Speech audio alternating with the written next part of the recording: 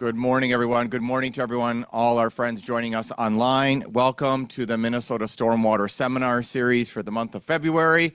My name is John Bilotta. I am pleased to be our moderator for today's seminar. I want to extend my thanks to our crew here at St. Paul's Lab for hosting the seminar series. Thank you to Dr. Andy Erickson and John Gulliver to helping us co-lead the seminar series. The Minnesota Stormwater Seminar Series is presented in partnership with the St. Anthony Falls Lab, the Minnesota Stormwater Research Council, with funding support from the council and our partners at Watershed districts and organizations, cities and private businesses from across Minnesota, as well as the Clean Water Council through funding provided through the Minnesota Clean Water Land and Legacy Amendment. Thank you for all of them for supporting our efforts. A few housekeeping items before we begin this morning's seminar. All of our seminars are available as a recording for those of you who want to go back and view them after the fact. You can look at those on our website. We do have a series of seminars coming up in the rest of the year, so go to the website to find out that schedule and join us again in March, where we will welcome another national keynote speaker. We do have a lot of information to present today, but it's made richer by your questions to our presenters. So we welcome your questions, both for those of you in the room and those of you online. For those of you online, please use the Q&A function of the Zoom platform. And if you have technical questions, you can insert those in chat. But please do put your questions in the Q&A panel. For those of you in the room, raise your hand and I'll bring you the mic. And that's important so the people online can hear your question as well. So with that, I'd like to move us on to this month's seminar, which the title is Assessment of Urban Chloride, Urban Stormwater Chloride and its Impact on Surface Water Trends. And it's interesting, it made the national news this morning, maybe not your presentation, but the topic. I did see that NBC did feature a story about the shortage of rock salt in the Northeast. And I thought it was quite interesting that it is making that national news, this topic and the severe cold and managing our expectations in transportation and people and how important de-icing is, but also what is happening with the de-icer as we use it in our communities, and that is the topic of today's conversation. And so this presentation today will feature one of the results of one of our research projects funded by the Stormwater Research Council, and that's what our presenters will discuss today. And so this project examined chloride in urban stormwater runoff and where it goes and its impacts to urban streams and lakes, and to better understand the characteristics of the runoff, the characteristics of the watershed and land use, and how that plays in terms of long-term and seasonal trends, seasonal dynamics. And so we are very pleased to have our two presenters discuss with us today. So I'd like to introduce our two presenters, Dr. Ben Janke and Dr. Jacques Finlay. Ben is a research associate here at St. Anthony Falls Laboratory in the Department of Civil Environmental and Geoengineering, also with the Ecology, Evolution, and Behavior Department. Dr. Jacques Finlay is a professor in the Department of Ecology, Evolution, and Behavior, and we welcome both of them to talk to us about the project and what they found. Their draft report is filled with a lot of interesting information that we'll all be able to see. But let's hear from them what they did find. Please join me in welcoming Ben and Jacques.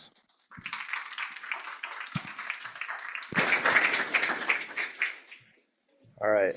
First of all, it sounds like the mic is on, so we're good. All right. Well, thanks everyone for being here. It's great to see so many familiar faces here in the room. As John said, we're going to talk about the results of a project that we just completed. This was kind of a rapid response short track project. So bear that in mind as we kind of go through the results. This was supposed to be a small project. I also want to acknowledge Brooke Asleson, who's here. She contributed to various parts of this project. I'm really glad that she could be here as part of the panel.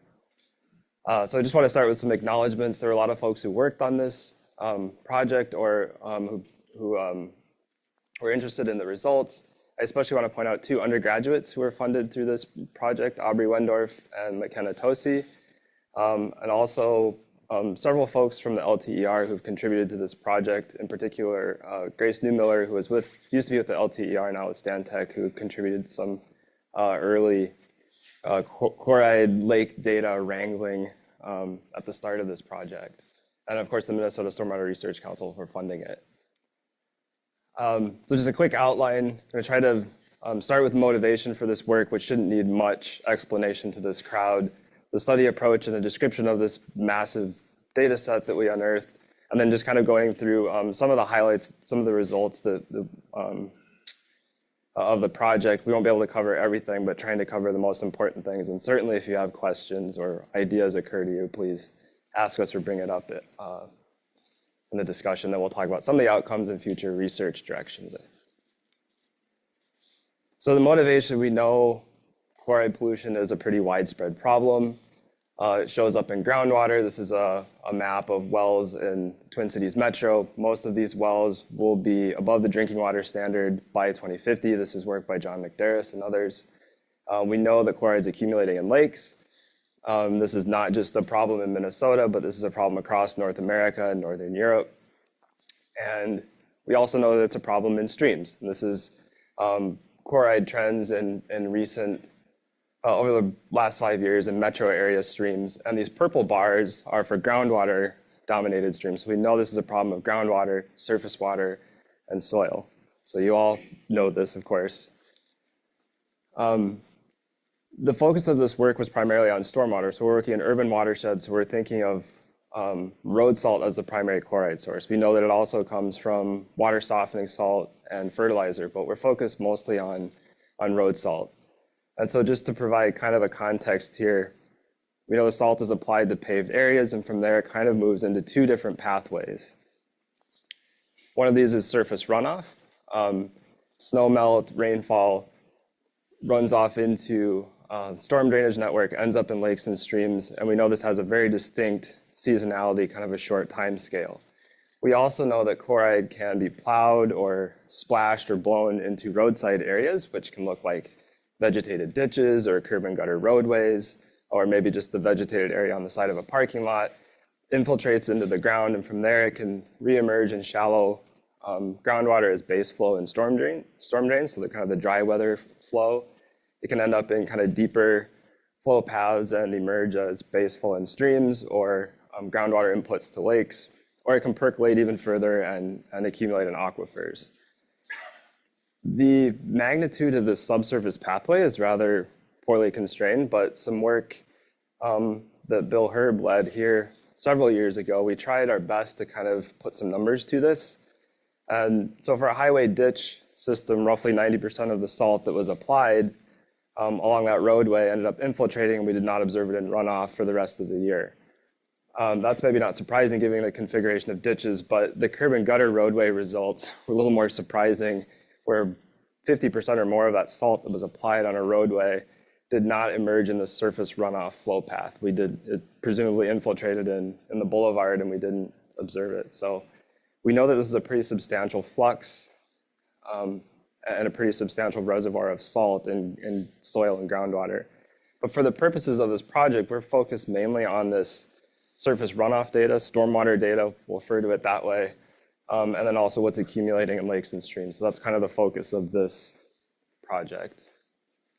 So the big research question here was, what is the role of stormwater runoff on transport of chloride to receiving waters, lakes and streams, and really trying to understand what are the watershed and climate drivers of this variability of chloride transport, what is the impact of surface water and surface waters and BMPs on chloride transport, what are the temporal trends in lakes and streams, and how are these impacted by climate or water body features or landscape features?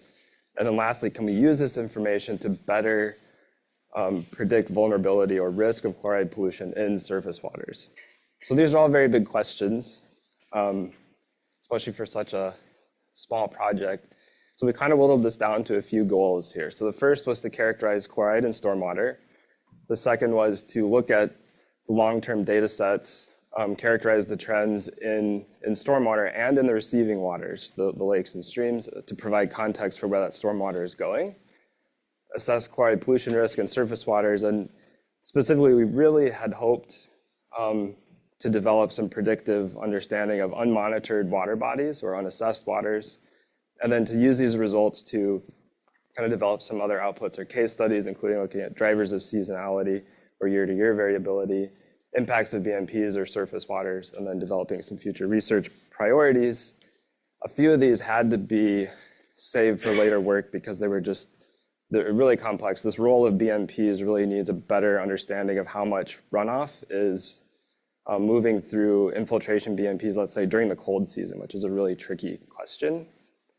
So that was something we couldn't address in this study. And then we also fell short of being able to create predictive models for unmonitored water bodies, but certainly this lays the foundation for that work to be done. But we'll talk about the rest of these pieces today.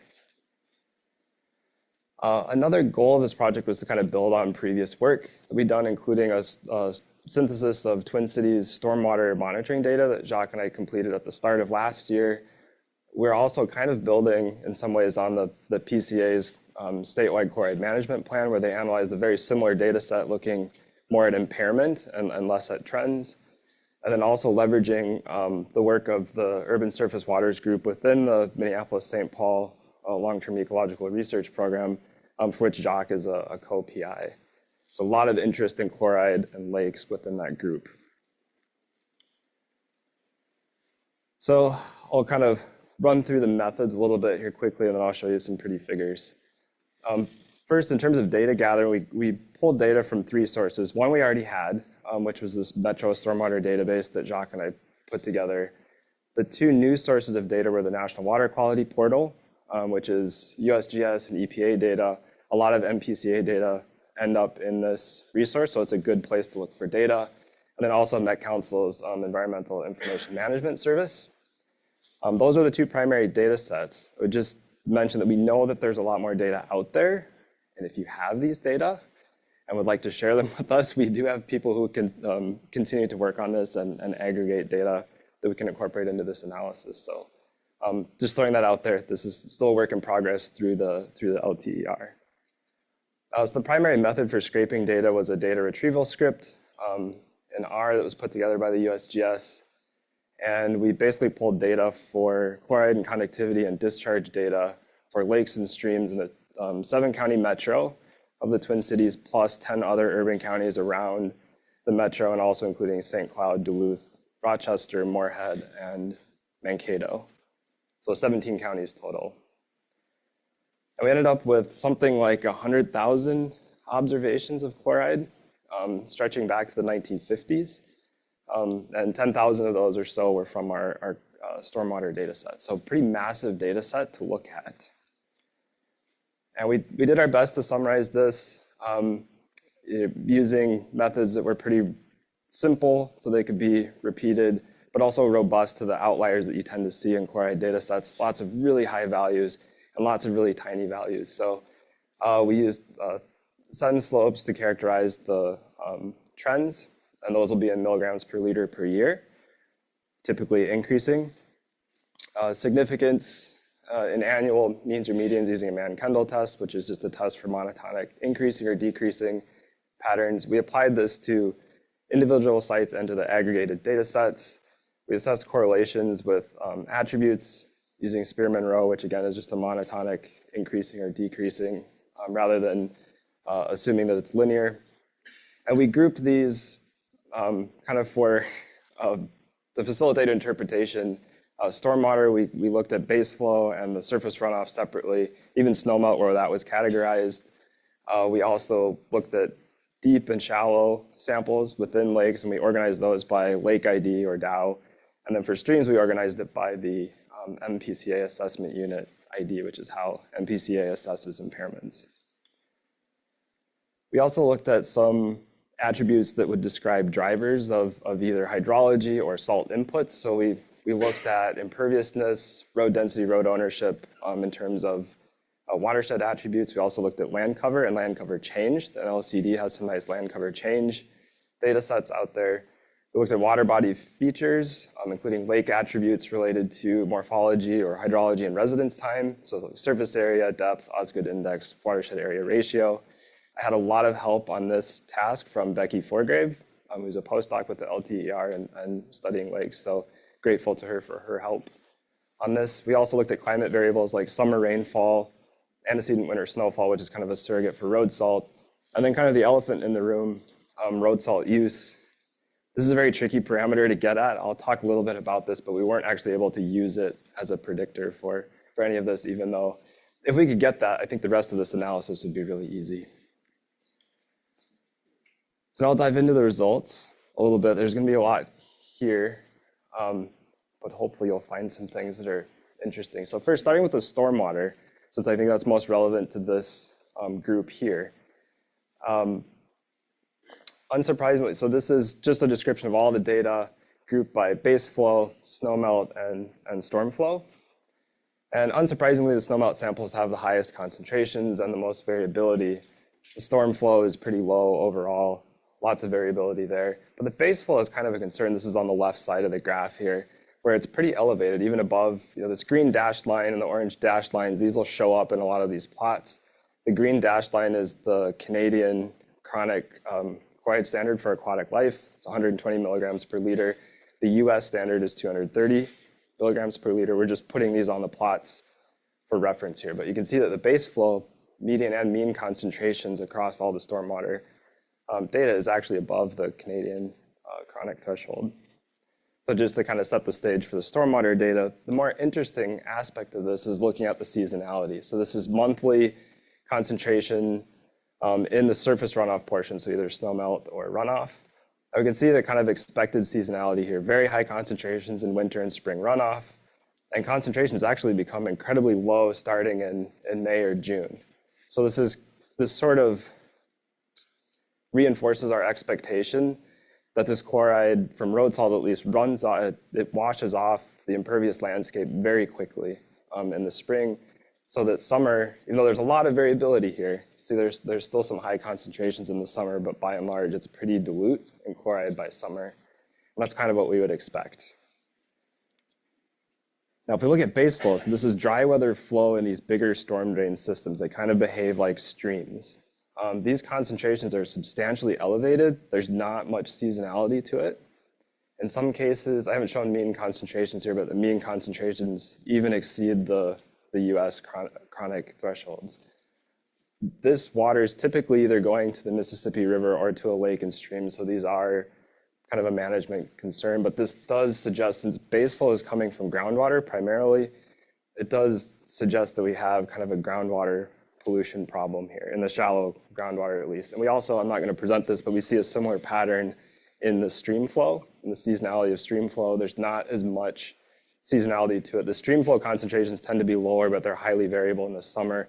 And so those of you who are familiar with the stream data know that there are some places in the metro especially where summer stream concentrations are very high in chloride. Now, in terms of what's driving these concentrations, we looked at a bunch of variables, and kind of the usual culprits stand out. Street density as a place where both the runoff and the salt is being generated kind of stands out as a pretty good predictor for the cold season chloride, so this would be November through April. We see a similar pattern in base flow chloride. We don't have as many sites there, but so the greater street density, the higher the base flow concentrations, which suggests that those roadside areas are probably problematic for chloride loss.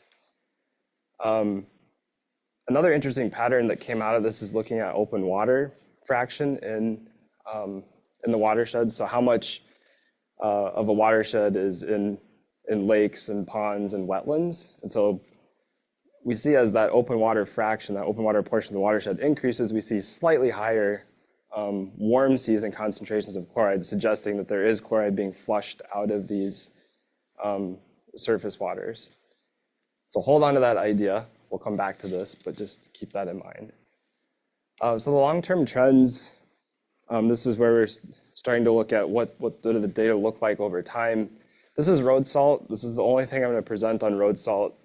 These are estimated salt use totals that come from the USGS. It's based on salt sales data in the state of Minnesota, and it's kind of modeled in space based on road density, snowfall, and I think population. The take home here is that over the last 30 years, there really hasn't been much of a change, at least in terms of the salt use, the total amount of salt. I've shown some MnDOT totals here to see if they matched up at all. They really don't, but there's not much of a pattern here in terms of the total amount of salt use. If we can take this as indicative of salt use, but it's not all bad news. This is a graph that I pulled from Hennepin County's winter maintenance website, and this is the salt use per lane mile over the same period. It's roughly half of what it was 25 years ago.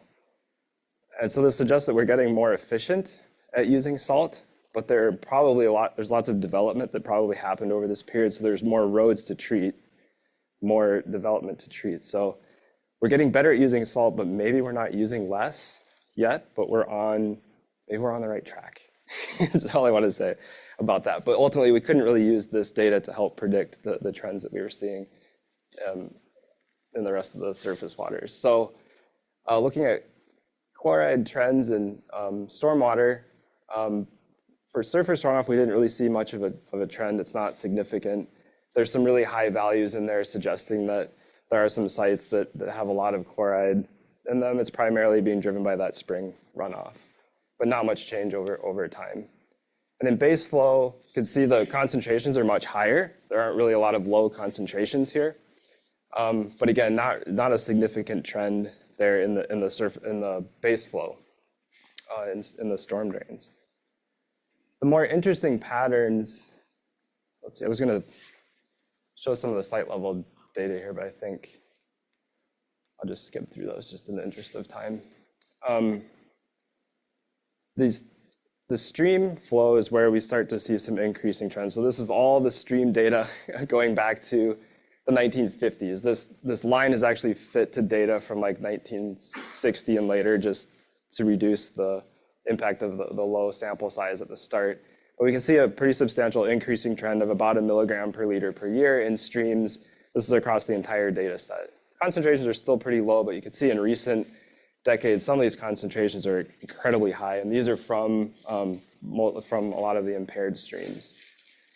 So this is kind of a big picture look at chloride in streams. If we do the same thing for lakes, and we've kind of broken this up into surface samples and deep water samples because we know there's kind of this effect of accumulation of chloride in the bottom of lakes.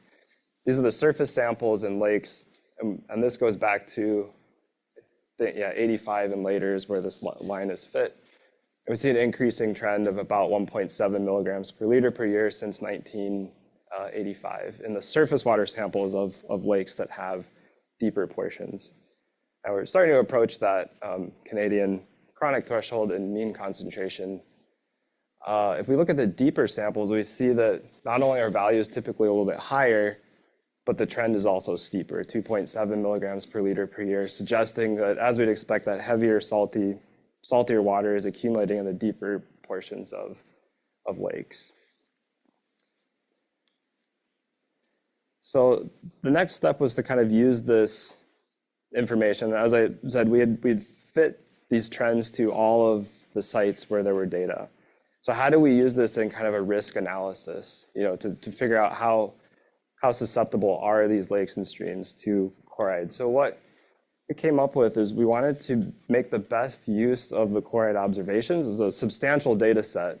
And so we came up with 3 risk indicators, which are on the left side of this table. The first, and then so 3 indicators, and then we assigned 3 levels of risk: low, moderate, and high. And so for the first indicator, we just looked at the recent 5 years of data at a site. Where is it at currently? Low risk is near baseline conditions, so less than 40 milligrams per liter, which is about twice the baseline condition for Minnesota streams. Slightly elevated would be 40 to 100. That 100 cutoff was rather arbitrary. We probably should have used a smaller value. And then high risk would be mean concentrations that are above 100. Probably the more important part of this was the second indicator, where we looked at the trends and tried to determine when a water body or a stream would hit that Canadian threshold of mean in mean concentration. So is it going to be beyond the end of the century? That would be low risk. Is it sometime by the end of the century we consider that moderate risk? And then is it sometime in the next 25 years or so that would be high risk? And we use this lower threshold because we're looking at mean concentrations, and the impairments are actually assessed by looking at high values, and 2 values above the chronic threshold within 3 years constitutes an impairment. So we weren't really looking at impairment, we're just trying to figure out when we're going to hit some critical threshold. And so we use that lower one just because by the time you've hit 230 milligrams per liter in mean concentration, you blew past impairment years ago. And then the last was just to look at the high values and if there were exceedances above the Canadian chronic standard or the US chronic standard. So hopefully that makes sense. We considered a water body high risk if it had an indicator in any of these, or if any of the indicators were high risk, we considered the water body to be high risk. If it had 1 or 2 indicators in moderate risk, we considered that moderate risk, and then the rest would have been considered low risk, but primarily looking at this projection component. So what it looked like is we were able to assess 116 lakes, 221 stream reaches. So that's a very, very small number of lakes and streams compared to how many are out there. But also represents a pretty colossal data set in terms of size. So we identified 54 lakes, for example, as high risk, 22 of which hadn't been designated as impaired or characterized as high risk by the MPCA. Of these, and same thing with streams, about 22 that were not listed as impaired or were not considered high risk by MPCA. I guarantee these 22 lakes and 22 streams are on the MPCA's radar. Some of them might also not be class 2 water, so they're not actually subject to the aquatic life standards, but you can see that in the data when it's made available. I think the more important result here is the moderate risk category, where these are lakes and streams that are typically not, I guess, on the MPCA's list of high-risk waters. These are ones that probably are going to have a problem sometime in the future, and there might actually be time to do something about it now, because this is a problem with substantial lag, and so we kind of see this as maybe kind of an early warning for these water bodies. So then the question is, where are these? These maps will look familiar if you've looked through the state or the MPCA's chloride assessment plan. Most of the streams are kind of located in or near the metro. There's some kind of with moderate risk, which would be these yellow lines kind of around Rochester and Mankato by Cold Spring. That might actually be a wastewater treatment plant. I'm not sure. That might not be a road salt based impairment. And then Duluth has a couple. It's one impaired stream and a couple at high risk.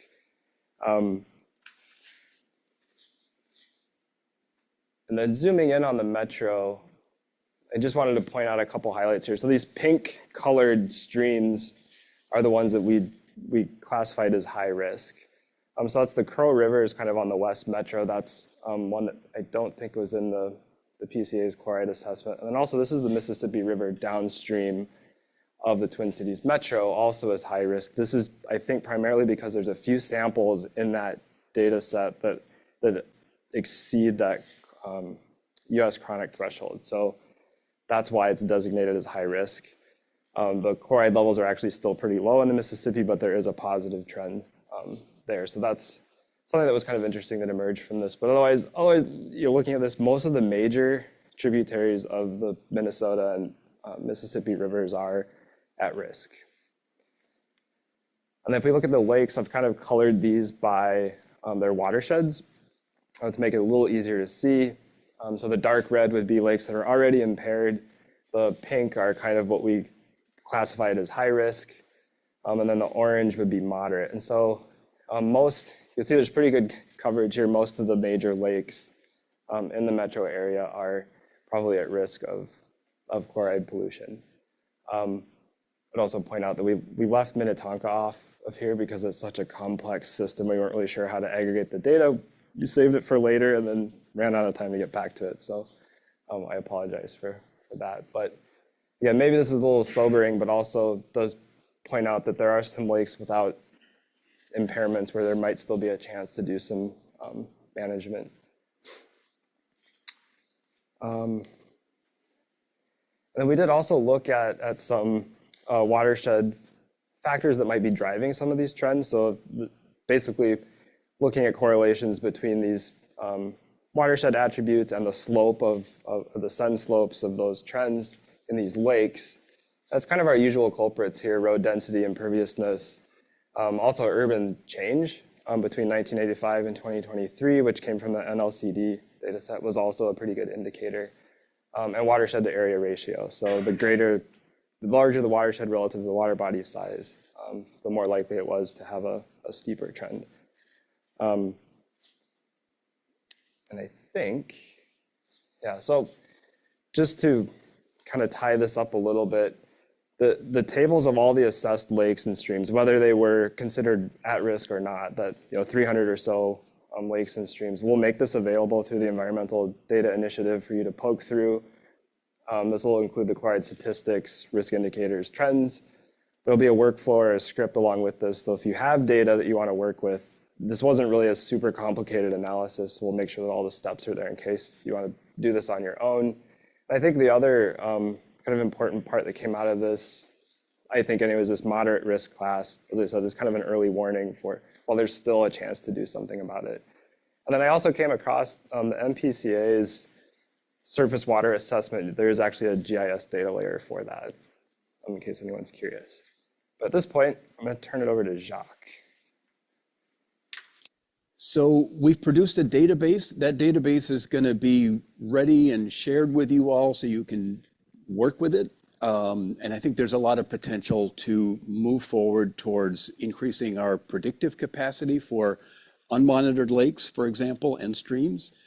So I appreciate the investment in putting the time into synthesizing, creating this database.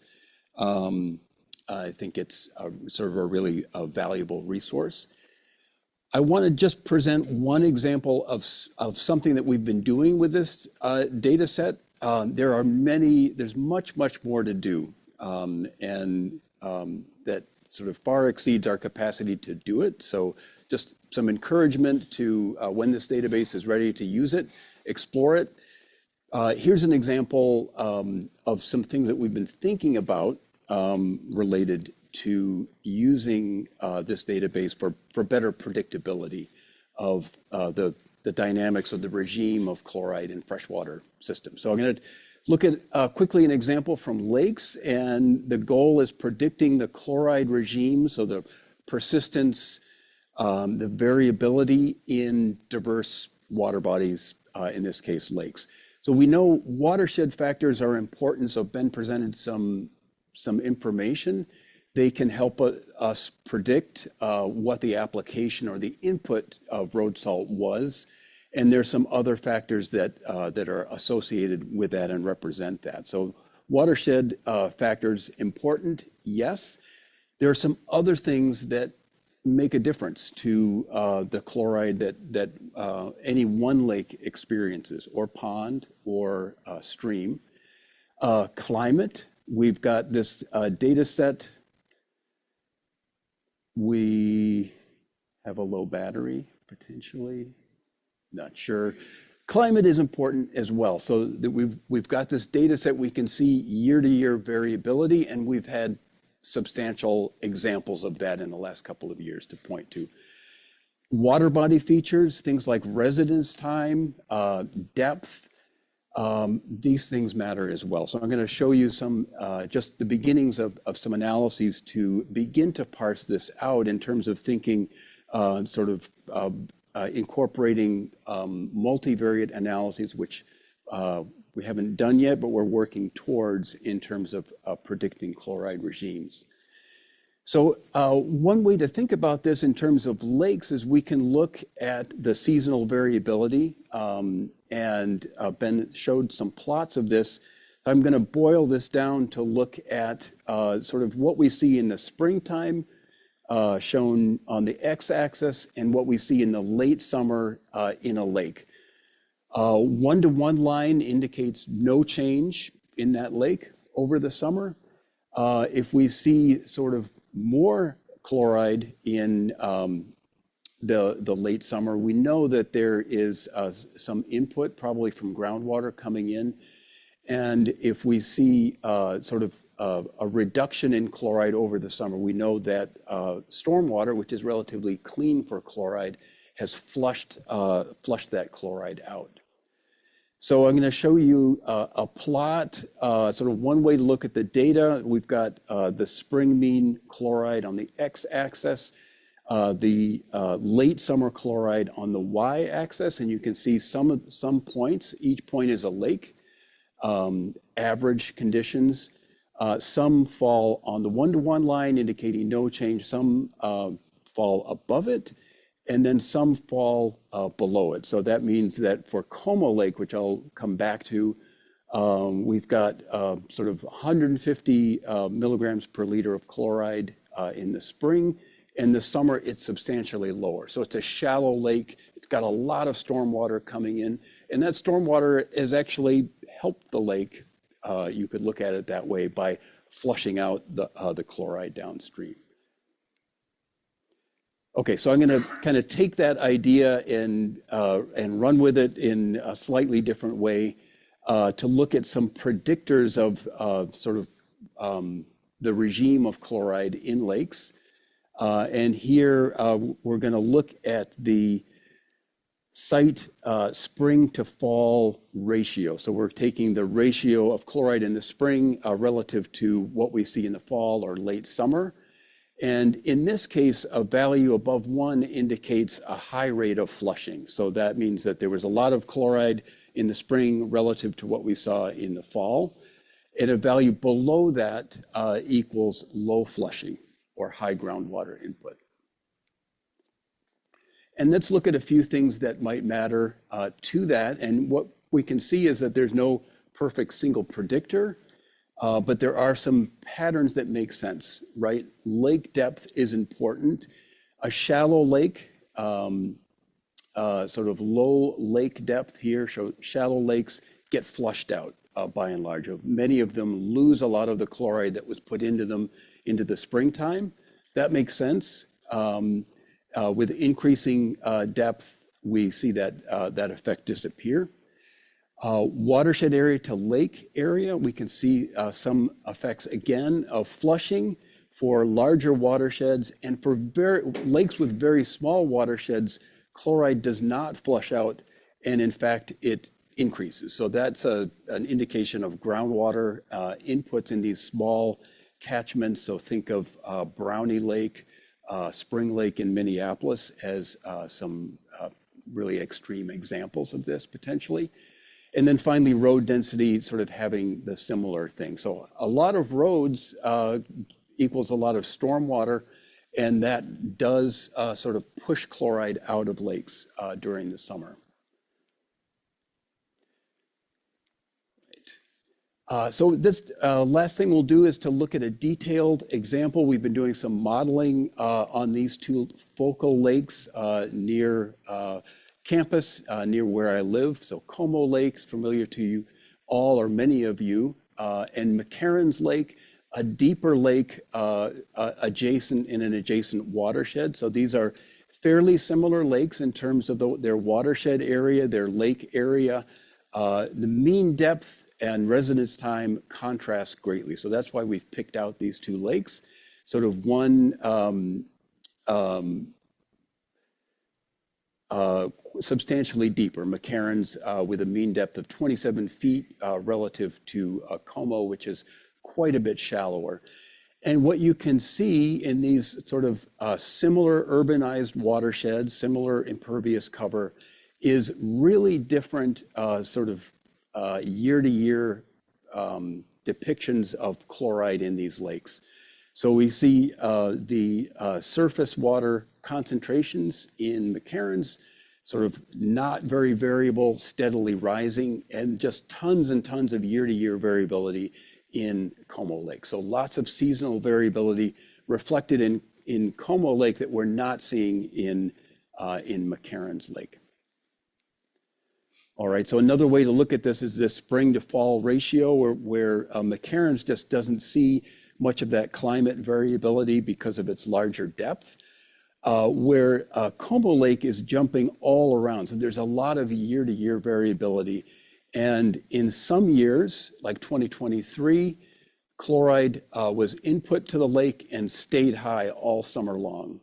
2024, a lot of a wetter year, that chloride was flushed out. And so we have a difference between 1 year sort of being at the standard, the threshold, the US standard for chloride in 2023, and 2024 seeing much, much lower chloride concentration. So lots of variability here, and some effort to predict sort of these values. So we can look at the springtime peak in chloride in Como Lake, and we see a weak effect of antecedent winter snowfall. So that makes sense. Snowier winter, more salt, lots of noise. But what's sort of represented in the lower plot for summertime conditions, we see sort of high flushing in years where we have a lot of summertime rainfall. And in our drought summers, we see very little flushing of chloride. So there's a lot more climate sensitivity in these shallow lakes. Okay, we're going to wrap up the talk with a few take-home messages. Hopefully, there's a lot of material here. Hopefully, some of it is reinforcing what you already knew and some new things to go along with it. We're accumulating chloride in soil and groundwater. We can see that in our stream and our lake data. We have many increasing chloride trends. This is probably not too surprising. But they're occurring in both urbanized watersheds, areas with kind of stable land cover, as well as suburbanizing watersheds as well. We've expanded our understanding of chloride risk in this project by sort of building on this data set, expanding it, and have some potential to extend this with multivariate analysis to predict chloride risk across unmonitored watersheds. Stormwater, it's complicated. It puts in chloride in the winter. It can dilute it in the summer. So it has a really sort of a dual role in chloride dynamics. And chloride is in lakes and streams influenced by many factors beyond simple winter salt application alone. So finally, some ideas for next steps and opportunities. Streams we haven't talked about very much, but there's a lot more work to do. There's a lot of stream data. There's a lot of stream stations to grapple with. So certainly a big opportunity here to learn more about streams. Database expansion, again, another pitch for if you have data that isn't in the Met Council database or a federal database, we can help you get that data represented in this database, which will be shared out and freely available to anyone to use. Multivariate analyses. We can and should use this data to do that, to make predictions about chloride, improve them. We have a lot going on in terms of policy, education, management practices to look at, and there's some possibilities to look at the effects of these things in specific water bodies and in response to some things that have been done related to management of chloride. And then finally, a possibility of revisiting the Twin Cities chloride salt budget, which is something that could be done. It could be informative after 20 years since the original budget was produced. So with that, I'll say thank you, and also apologies that I'm going to miss the panel discussion, which are really fun and informative. So I'm going to go teach my class a little bit later this morning. But thank you all for listening. One last thing to point out, we'll have an announcement about an informal discussion about chloride and salt in March, probably March 27th. So we'll try to get the word out on that. But if you're interested, contact Ben or I about that. And with that, I'll end. And thanks for listening.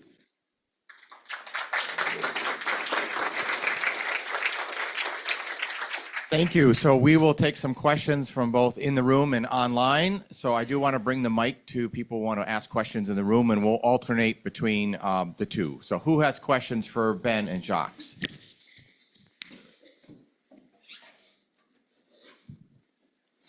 Excuse me, Ben, on one of your early slides, I noticed that your base flow chloride concentrations look to be highest in January and February. I'm curious as to the hypothesis behind that and how the chloride's getting there, because I would expect the soils to be frozen that time of year. So, yeah, I think some of that is, so that base flow, that's just what's moving through the storm drains. There could actually be some snow melt or runoff. I mean, we've had plenty of December thunderstorms recently as well, and so it could just be the long tails on some of those hydrographs moving some of that chloride through. That's what I think is happening there. It's not really a clear, it isn't like base flow just shuts off whenever a storm event starts. It's all kind of mingling in there together. So that base flow separation is being done by the groups that collect the data. So it's probably just related to those kind of short scale, time scale inputs of chloride would be my guess. Does that make sense? Andy, do we have a question from someone online? Most frequently asked question? Or who? Oh, okay.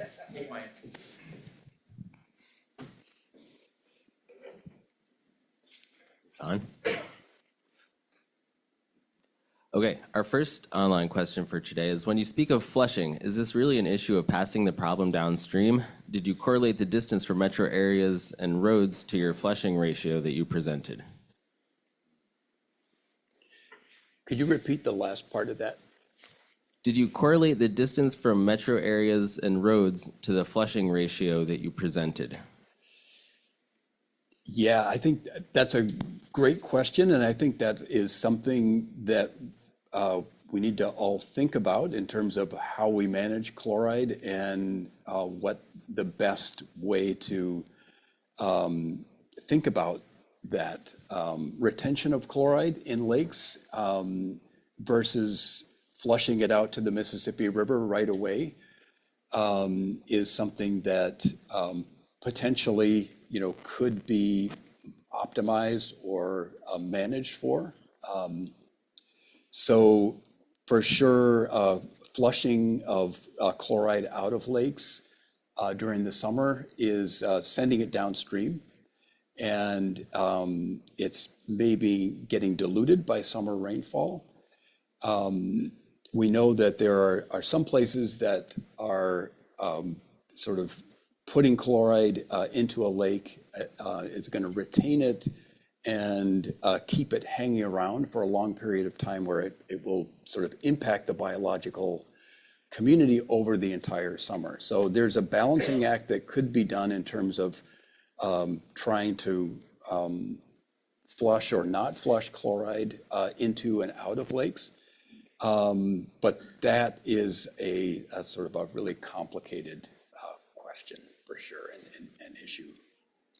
And I think to the last point, we didn't look at proximity to roads. That was an idea I had and thought that it might be a useful parameter. So it's certainly something we could look at. I think proximity to major roadways, I had an example I was going to show, but there is a site in the Capital Region Watershed District where the base flow levels of chloride are extremely high, and there's no trend. It's a flat trend, but the chloride levels are very high, and 35E runs right through the middle of that site.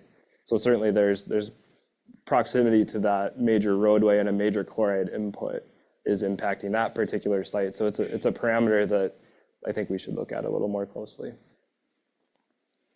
Other questions in the room? On the topic of kind of strategically timed dilution in our lakes and streams, is there a consensus in the literature from an aquatic life perspective, like what are the most critical periods for our macroinvertebrates and fish? You know, is it the egg stage, the larva, the spring, the summer? I know there's a huge range, but any thoughts on that? I'm the engineer. Yeah, that's a great question, and I wish I knew more about it to give you a better answer. But I do. There has been some evidence that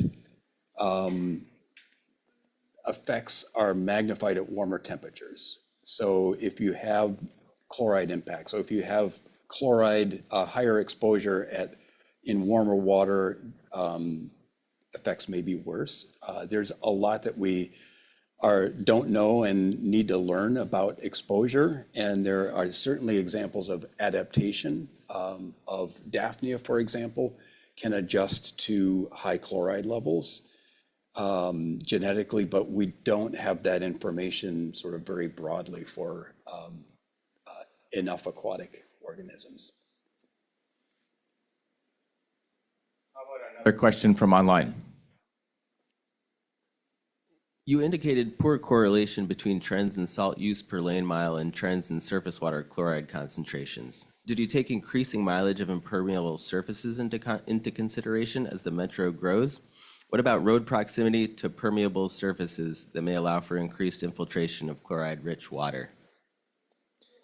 Yeah, that's a good question. To the extent that I was able, so the USGS salt application layer is spatially explicit, so you can kind of clip that to whatever watershed you want. So I did do that for Como and McCarran's because we were kind of drilling in on those two lakes as because of the richness of data there. There wasn't really a good relationship between the estimated salt use and, say, seasonal or year-to-year chloride.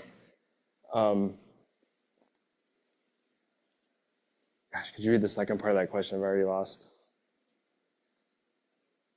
About road proximity to permeable surfaces that may allow for increased infiltration of chloride-rich water. Sorry, what was the part right before that? It was a long question, I'm sorry.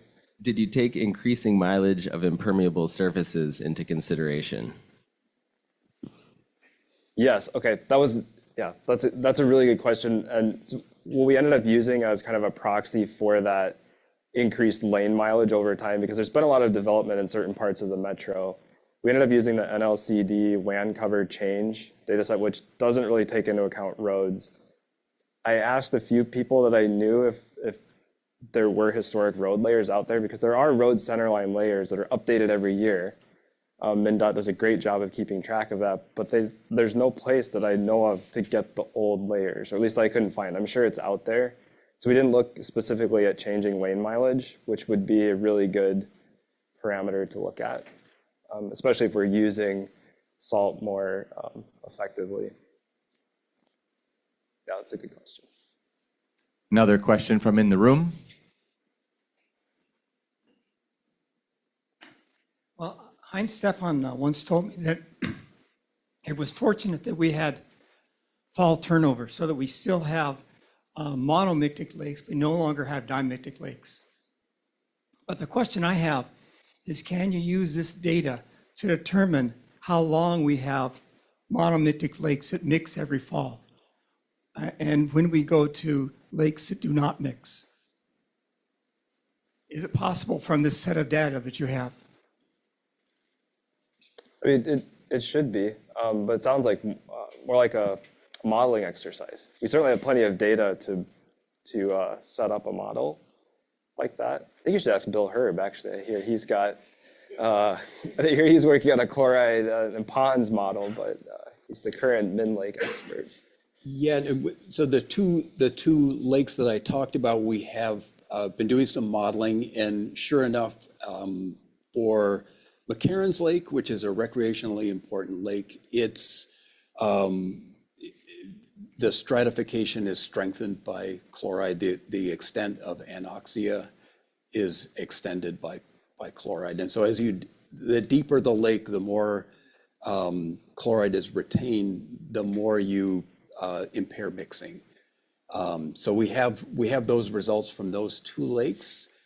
Certainly, we could scale that up, and we should scale that up and try to look at that effect. But we know that we're warming lakes. We're making them more difficult to mix by putting chloride in them, and that has effects on oxygen. So I think those effects are could see them potentially in the data. A lot of work to do to sort of calculate that, but I think modeling would be a great way to scale up. Yeah, and should have mentioned that Chip Small, who's a co-PI with Jacques on the surface waters group in the LTER, has just finished some work constructing some models for McCarran's and Como, not exactly looking at that question, but just looking at flushing versus accumulation of chloride. So there are people thinking about it. So maybe a follow-up question that I had for that relates to that. You tested 116 lakes and looked at the threat level to chloride, future pollutant, right? What would it take to expand the number of lakes? Are you limited by data, by computing power? What is the missing barrier to do more lakes for those who might be interested here in the room or online? Yeah, I should emphasize that analysis was looking at lakes that I think it was on the slide, but I didn't say it, where we had at least 10 years of data. And that was kind of consistent with how the PCA had approached that same question, but we just required that they had 10 years of data. That's a pretty steep threshold. So I think really what we need is just some time, maybe, and some funding to develop the multivariate models. We have kind of an understanding of some of the climate and water body, watershed factors that are impacting chloride. Now we just need to get them into a multivariate analysis. I think we have all the pieces here. We just need to build these models so that we can predict those same levels so we can predict the trends or the chloride concentrations in the water bodies that aren't being monitored with 10 years of excellent data. I think that's what we need. Let's take one more question in the room and then one more question from online. By the way, we will save all the questions that have been submitted, and some of those we can use during our panel discussion in the next hour, but we will save all these questions. So last question from in the room, Mr. Randy. So it's another flushing question. Seems like a good thing. Is that legit? To what extent does it depend on the receiving waters downstream? But then two other aspects. One is, for many of the waters in the Twin Cities, flushing means going to the Mississippi. In the case of the Mississippi, chloride is a very different pollutant than most of the others. So for instance, we're really concerned about the nutrient loading to the Gulf. We don't care at all about how much salt is going from the Mississippi into the Gulf of Mexico. The other aspect of it is many of our landscape BMPs are now targeted toward reducing stormwater volumes. As we get more and more of those BMPs, are we going to take a hit on the flushing in lakes because of the reduced volume? Wow, look at the time.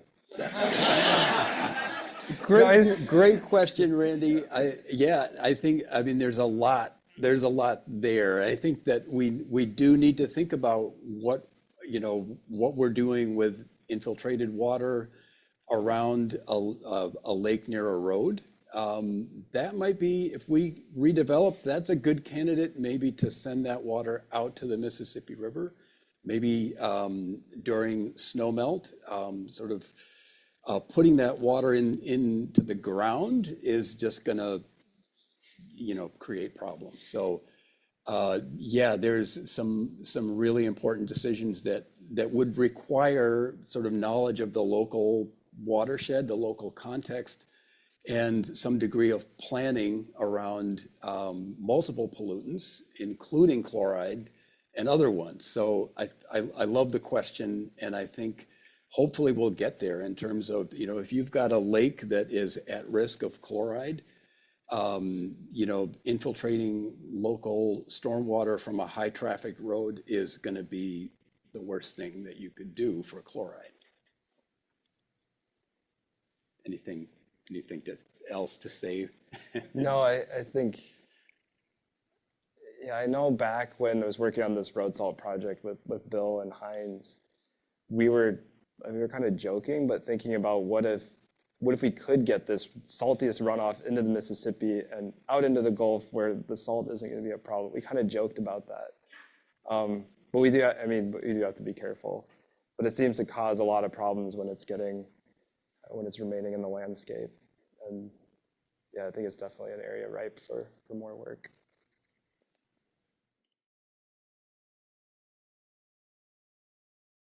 Great.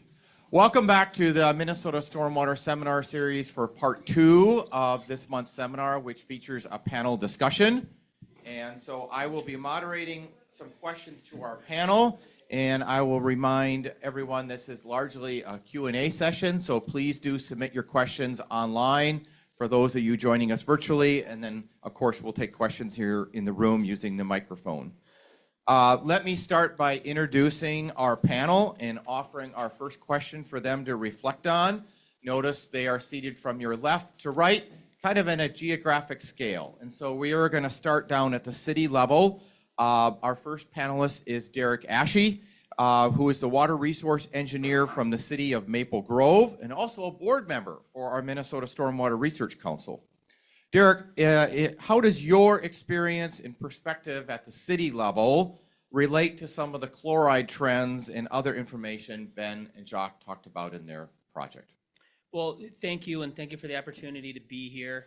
I really enjoyed the presentation. I think it's great to get a kind of a global view of what's going on with salt and what the trends are going on in salt. I think what I do with the city of Maple Grove involves trying to implement best practices, work with our maintenance crews and our applicators to implement those best practices. So one of my biggest takeaways today would be that while the trends aren't going down, it looks like they're holding steady. And that kind of tells me, to some degree, some of the practices that we're doing and that are being implemented are working. There are strategies out there that are working, but yet there's more to do, which is why we're here. So that, I would say, is probably my biggest takeaway. Thank you, Derek. And moving up in our geographic scale, we're going to move to the watershed level. I'd like to introduce Erica Sniegowski, who is the administrator for the 9 Mile Creek Watershed District. And thank you to the 9 Mile Creek for sponsoring the Minnesota Stormwater Research Council. Erica, how does your experience and all the work that you've done in chloride over the years relate, and what you heard about in the research project relate to your work at the watershed level? Yeah, thank you, John. And I would agree. It was a really interesting presentation and perspective to hear. 9 Mile Creek Watershed District, we're located in the southwest metro of the Twin Cities, and we have 6 different cities that are part of our watershed district. And our watershed district is a pretty much fully developed suburban watershed. 9 Mile Creek has been listed on the impaired waters list since 2004 for chloride, and we've had a total maximum daily load on the creek that was put in place back in 2010. So we've been working on chloride issues for a long time. I think what I heard today, nothing was shocking to me. We've seen in 9 Mile Creek that the chloride continues to trend up. And I would say that's despite entities in our watershed district doing good work, like Derek was saying. You know we've seen reductions in salt use per lane mile. That was brought up today.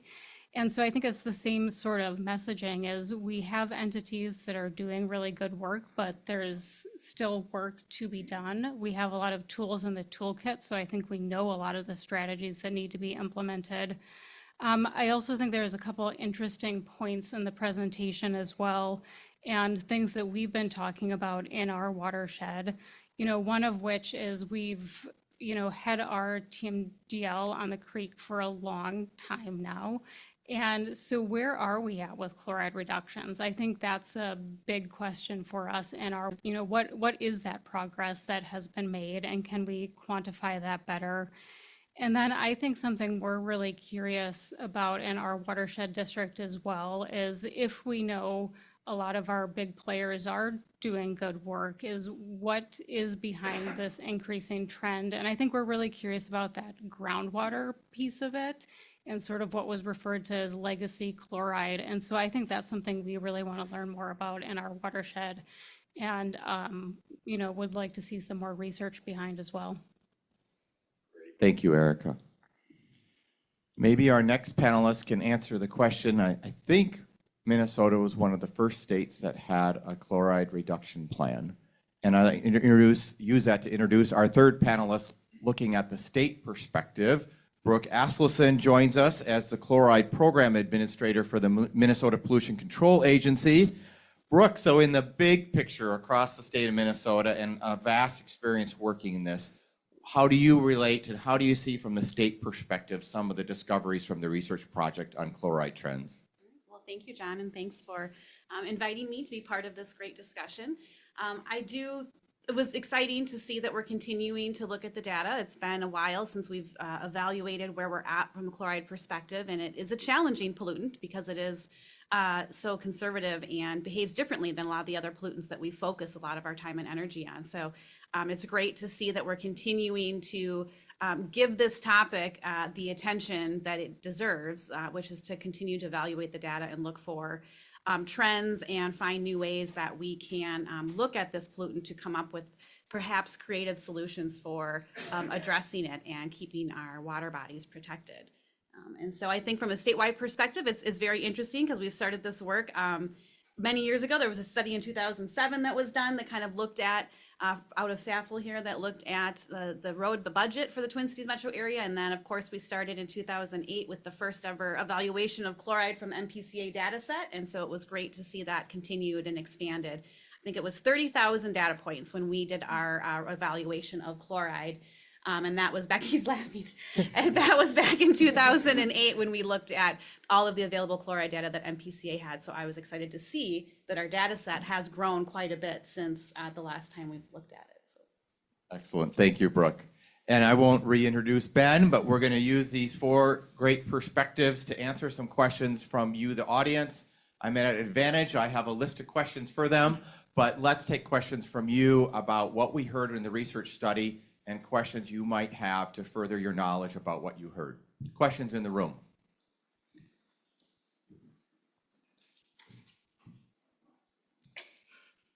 Hey everyone, I'm interested in your take on kind of the chloride now in the surface water flow versus chloride later in the groundwater flow. We saw some data that Ben shared on both kind of the deep lakes. What do you think the interaction is there? Are the deep lakes, given surface water or giving the chloride to the groundwater? Is it vice versa? Is it a little bit of both? And then where do you start to see the potential intervention points? Boy, who wants to start with that? Here, I'll start with that one. I can give you a city perspective on that one. Thank you, Ross. Good question.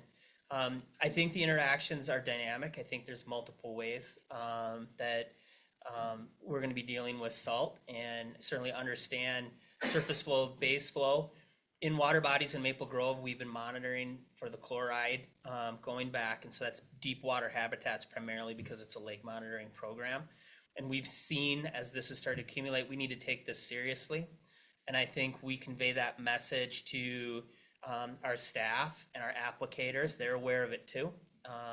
We got a great team in Maple Grove that hunt and fish, and they apply salt too, but they swim and they go to friends and families to the lakes, and so it's important to them. That interaction between what happens with the ground and what happens in the lake is going to be an important part of, I think, building our knowledge base, because a lot of communities are drawing drinking water out of the aquifer, so it raises an interesting question for that. And we also, looking at the data from today, are watching base flow in streams with elevated levels of chloride. And we've already been through the process at the city level and continue to do it with impaired waters. We know how much funding and the expense of trying to walk back pollution once it's already in a water body. And there are no good solutions right now that I'm aware of getting the chloride out. So What that interaction looks like. It sure feels like a lot of knowledge building, feels like a lot of understanding where your chloride is collecting in a water body, whether it's stream, wetland, lake, and trying to work on source reduction and eliminate it. And I think, sorry. Go ahead. To add that, kind of as Jacques had mentioned, the lakes they're pretty complex, and it kind of require, to answer that question, you really need to know how the groundwater is interacting with your lake system. And of course, that knowledge is going to rest with the watershed districts or the lake managers or the people who have been studying these lakes or have that understanding. So it's probably, honestly, it's a little of all of the above, that it's probably both. So there are lakes that are probably going to be contributing chloride to groundwater. There's also going to be lakes that are receiving chloride from groundwater. It just depends on the nature of their interaction. Probably depends also on lake water level and a lot of other things too. And I would just echo that, Ross, is I think we need to have a better understanding of that. You know, if my district engineer was here, she might be able to give a better answer, but I think we need to know more. I think we don't understand that well enough. And, you know, one of my questions is if we have this legacy chloride and shallow groundwater, how long is that going to take to flush out? So if we're seeing increasing trends in chloride in 9 Mile Creek, how, you know, what is that from? I mean, we know we're applying chloride, but is it also from chloride and shallow groundwater, and how long does it take to flush that out? Or is it still kind of a forever problem if we're continuing to apply chloride? So I think there's a lot of questions around that we need to answer. Well, and that was one of my initial suggestions when I started working with Ben on this, is that would be a great question to be able to answer, because every lake, every water body is so unique. There's very unique characteristics. And so it's really difficult to make a blanket statement of, oh, it's going to take 20 years, 50 years, 100 years before that chloride is flushed out. It's going to be unique to each water body. And so having this data and then maybe some modeling to couple with it, where we could actually start to predict that, we still have to do the hard work to reduce it and prevent additional chloride from moving into the system. But that could at least help to answer those questions, because that is a common question. You know, how long is it going to take? Because it's difficult. We're doing all this great work to reduce chloride at the source, and we're not seeing the results in our lakes and our streams where we want to see them. So that's why we got to track the progress we're making elsewhere, because we don't know how long it's going to take before we start to see an actual reduction in our water bodies. But I think I did actually hear the solution. We're all building pipes and piping our water to the Mississippi River, right? Mute, no. Maybe I'm hearing some objections to that. Thank you all. Is there a question online that would be appropriate for the whole panel to offer thoughts on? Are you finding higher chloride concentrations in systems that have a lot of stormwater basins? So I think for all of you, so we're talking stormwater ponds. I think when the person is asking about basins, so is there any relationship to number of ponds and where we find chloride and how that is playing?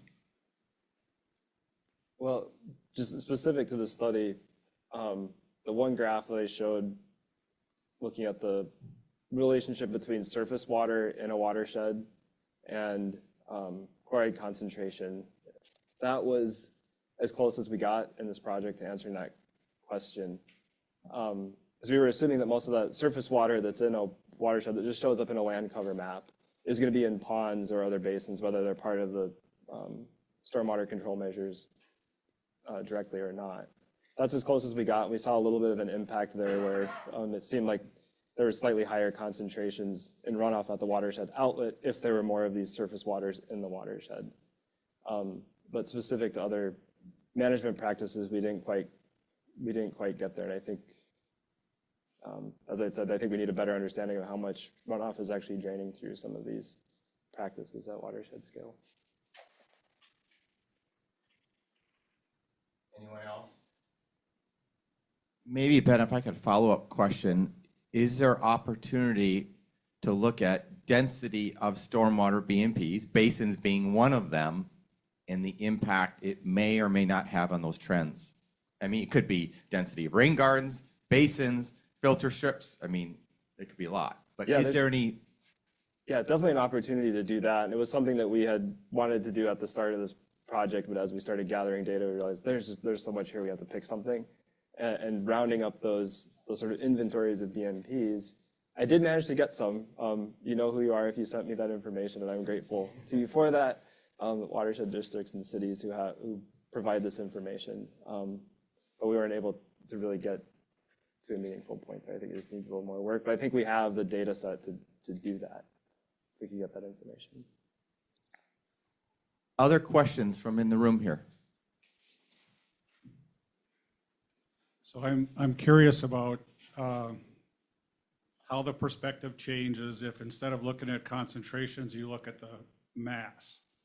In terms of lake impacts, when that mass arrives and the amount certainly has not only an effect on the lake, but the strategy that you would use to try to quote unquote fix it. So maybe a two-part question. Does the perspective change based on mass in terms of the source of the impact? And then secondly, what do you do about it anyway? I mean, I'm hearing Derek say it's basically source reduction, right? Do we have other options?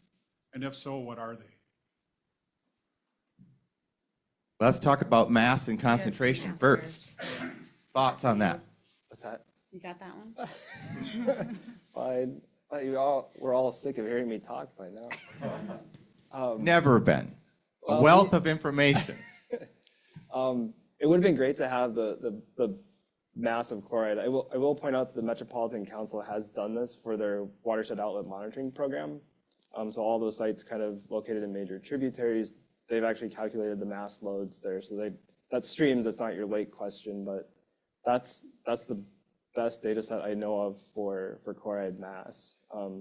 We would love to get there. And we could do that with, I think there's some hydrology data that we could analyze and maybe calculate loads and try to get at that question in terms of the mass. Because I think that is important, because looking at the concentrations can be a little misleading, because those snowmelt volumes where the concentrations are really high, if we're talking about the runoff, it's a very small volume of water, with a lot of salt in it. So it can be a little misleading to look at it that way.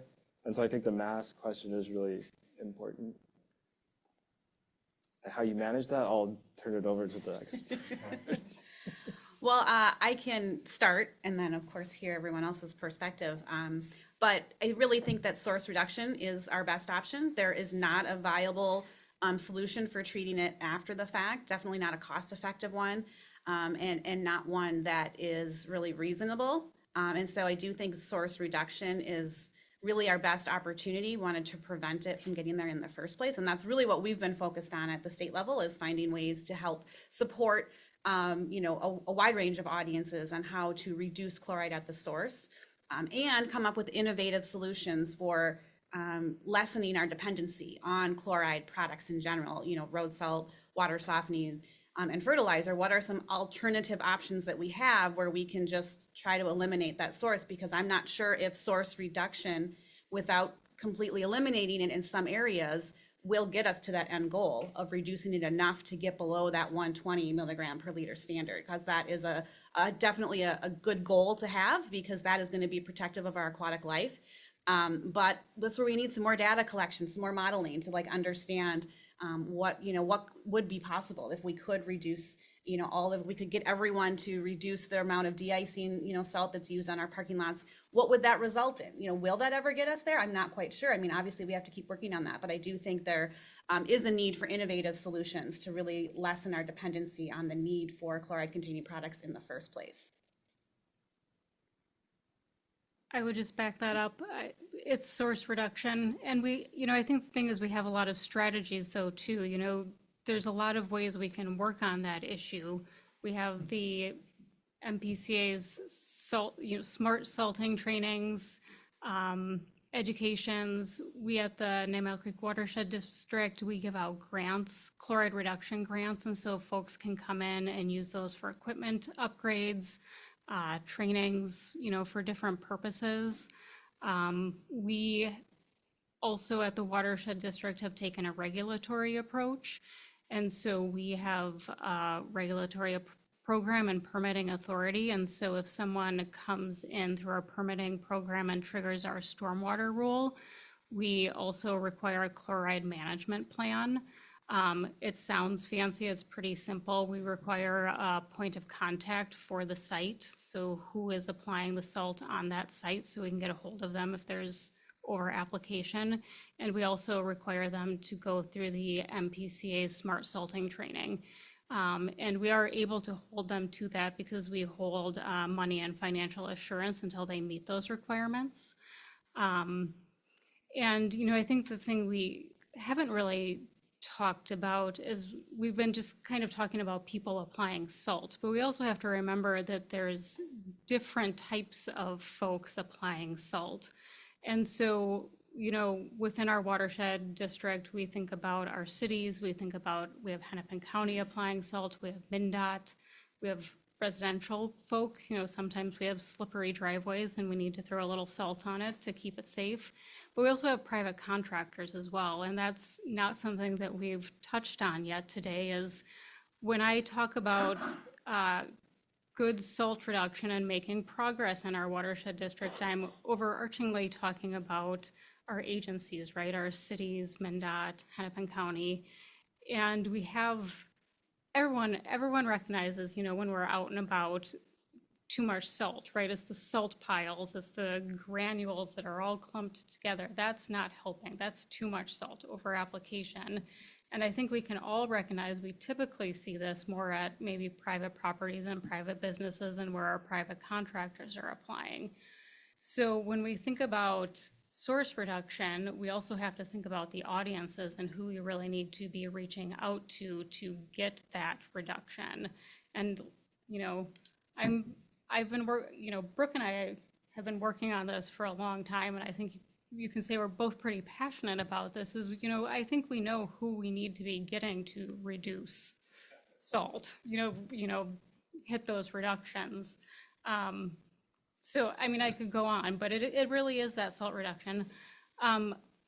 However, Bassett Creek Watershed Management Commission recently worked with the city of Plymouth and had Bar Engineering do a study looking at, I'm going to describe this really high level. There's a memo out there if you want to look at it, looking at pulling salty water out of a lake, treating it, and putting that water back in. So, not source reduction, right?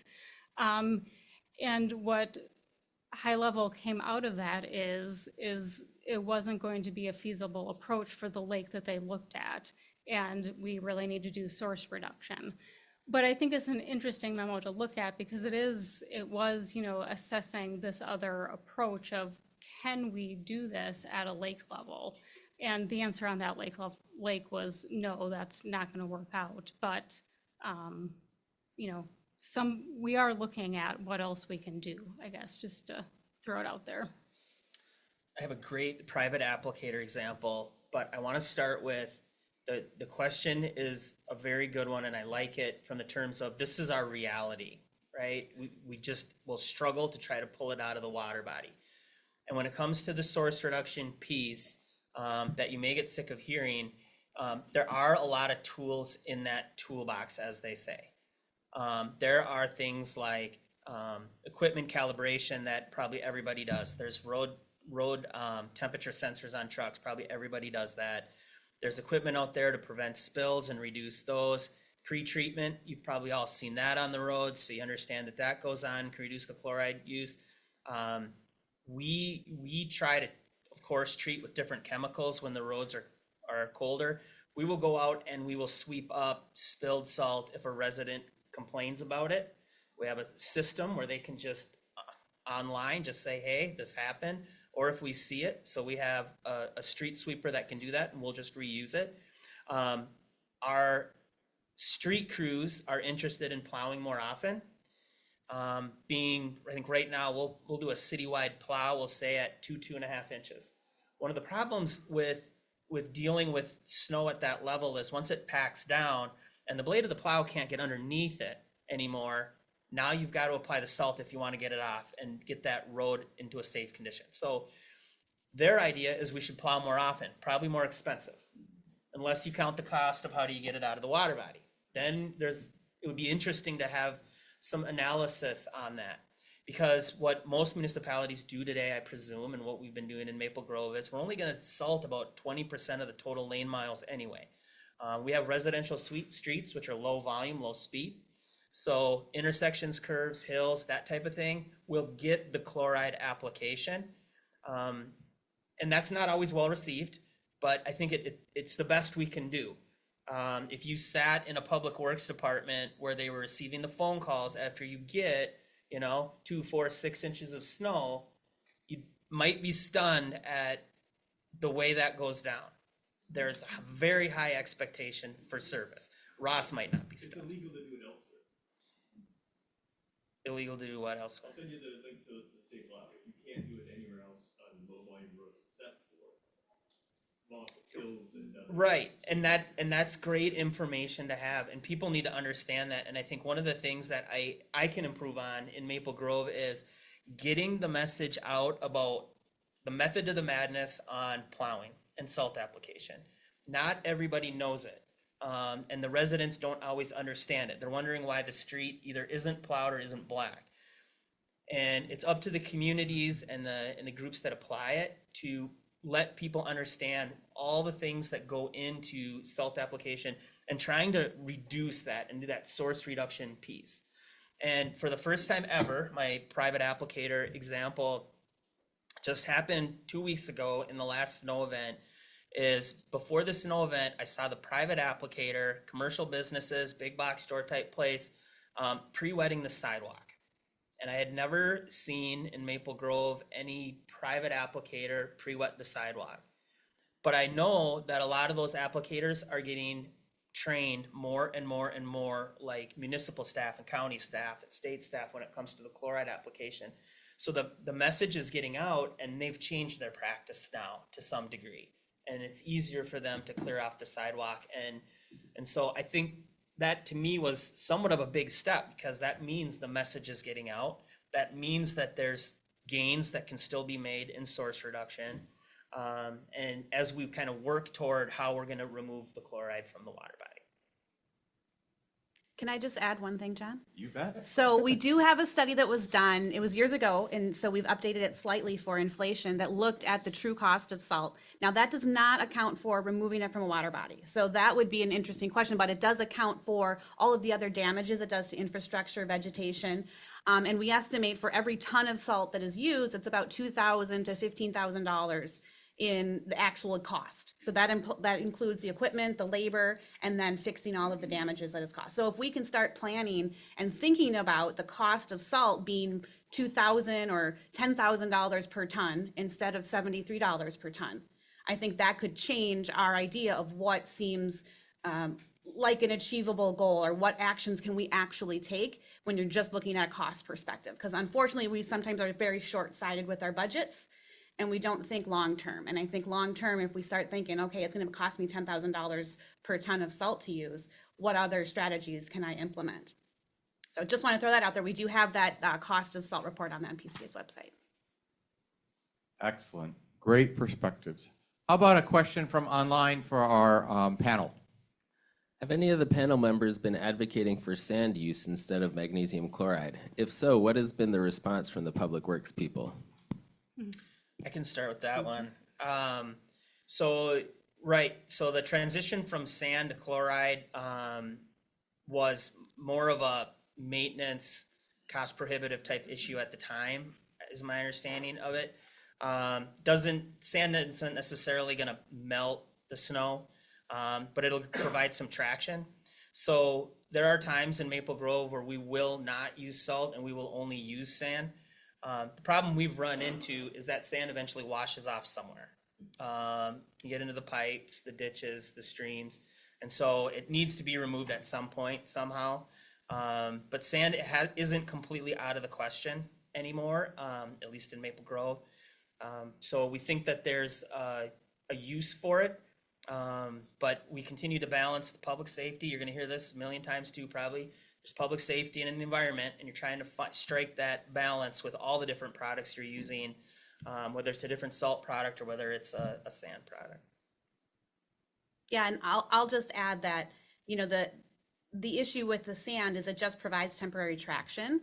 And unfortunately, the public's expectations have changed since we used to just use sand. And now that we are using salt, they expect to drive 10 miles over the speed limit regardless of the conditions, and walk on their iPhones without looking where they're walking. And so sand may not provide the level of safety that our current public has come to expect. But that's where we could have an impact on creating some behavior change and doing some actual, using some social science to help us understand how do we get the general public to understand that this is important and that things need to change, and that their expectations, their pressure that they're putting on our private contractors and our government winter maintenance professionals is really what a lot of the response of this oversalting is because of their expectations and their traveling around in the winter months. And so that is a huge area I think that is ripe for some more research and collaboration, is how do you actually get folks to listen to us environmentalists about issues like this. Any other thoughts on salt versus sand use? Everything has consequence, right? So less salt, more sand goes somewhere, as Derek alluded to. So we do have some research projects looking at operation maintenance, and so we got to remove the sand and the gunk from practices if we choose an alternative approach. Questions in the room? So I'd like to continue on the salt versus sand point of view. As Erica mentioned, she was talking about private spaces, basically parking lots. Everyone in the room and everyone online gets offended when they see a white parking lot in the winter where you don't really need it. I mean, cars are moving at 5 miles per hour? People are moving at between 2 and 3 miles per hour. So it's not a problem with stopping, it's a problem with slipping. Now, there are ways to use sand to make a permanent, not a temporary, but a permanent roughness, to add a permanent roughness to the ice that's on the parking lot.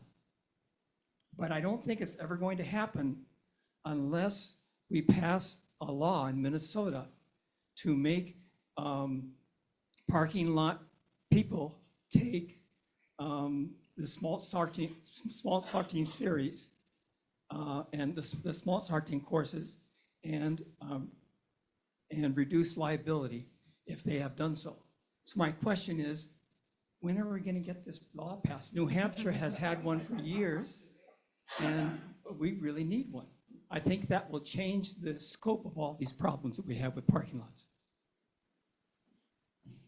Do you want to start? Do you want me to start? Any thoughts on policy? So I can provide a high-level answer that I think in general terms, providing private contractors with some protection against lawsuits, because that is something that we hear in our smart salting trainings from these private contractors. That's one of their primary concerns, is the fear of lawsuits is a lot of what drives oversalting. Now, I don't know that I agree that that's what the necessary response is to a fear of lawsuits, but that's where we are today. That's what typically tends to be the response, is just to oversalt in order to protect themselves from liability concerns. So I think that is important, that we do have some type of protection, but also hold them accountable to make sure that they're actually implementing actions that are environmentally responsible, that also balance safety as well. And I think it's important, what the language does, and how that we make sure that there's a good opportunity for us to continue our efforts to run the very successful smart salting training program that we have had for many years, and continue to improve and expand and look for opportunities to reach new audiences.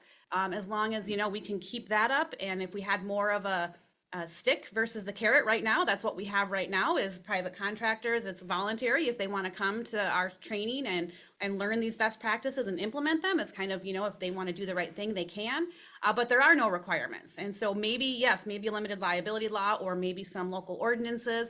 I think there's a couple different policies that could be implemented to try to have maybe a combination of the carrot and the stick approach for private contractors to implement practices that balance safety and the environment.